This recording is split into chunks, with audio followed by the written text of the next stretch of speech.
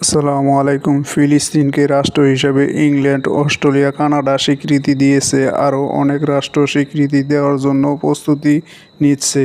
এর জন্য তাদেরকে ধন্যবাদ দিতে দিতে প্রশংসার সাগরে ভাসাচ্ছে। এটা আমার কাছে ভালো কিছু বিষয় না, কারণ এর ফলে দখলদার ইসরায়েলকেও রাষ্ট্র হিসেবে স্বীকৃতি দিতে হবে। মূলত ফিলিস্তিন আগে থেকে একটি স্বাধীন মুসলিম রাষ্ট্র ছিল, আর ইসরায়েল কোনো রাষ্ট্রই না। দ্বিতীয় বিশ্বযুদ্ধের পর ইহুদিদেরকে ফিলিস্তিনে আশ্রয় দিয়েছিল মানবিক দিক বিবেচনা করে।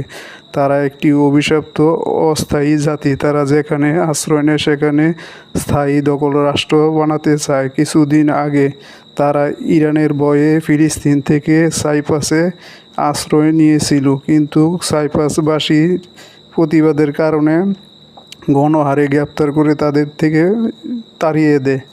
ইরান সহ কয়েকটা মুসলিম রাষ্ট্রের ভয়ে এখন অনেক ইউরোপীয় রাষ্ট্র ফিলিস্তিনকে রাষ্ট্র হিসেবে স্বীকৃতি দিচ্ছে। আসল কথা হলো, ইউরোপে কি আছে? বছরের 7 থেকে 9 মাসই বরফে ঢাকা থাকে।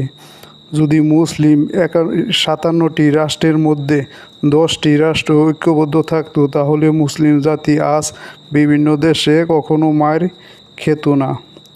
1,80,00,000 ইহুদি প্রায় 200 কোটি মুসলিমকে লাঞ্ছিত করে পাখির মতো মারতেছে।